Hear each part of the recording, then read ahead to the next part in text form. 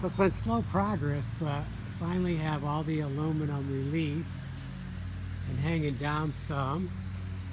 And I even went around the corner here because the way it was overlapped, I either had to cut this, which I really didn't want to do, or get this one released right here.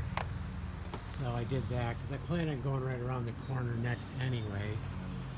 So I went over a ways and removed a bunch of nails. We do have a bad spot here. I don't know when that happened. I don't think I did it. Well, I know I didn't do it now.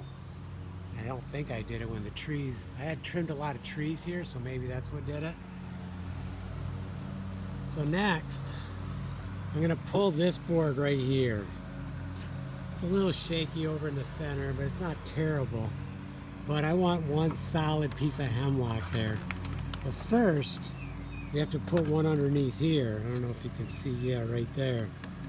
Because they had a gap in here. They have an inch gap between the aluminum and that, the top there.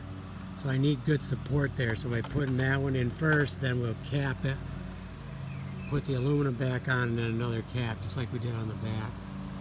So next, so I'll remove this board here. Then we gotta do a bunch of cleaning. We have a ton of paint and just, I need to clean underneath here. I need to mask up and clean as much as I can. I don't know if you can see that good, but it's all the way across there. It's gonna be a mess, but the nice thing is most of it will get caught right in the aluminum, and then I can gently put it into a bag as I go, or push it all to one end and then into a bag so I can capture it so I don't have it laying all over here. Okay, tedious, but this needs to be done before we can go forward. Okay, let's keep going.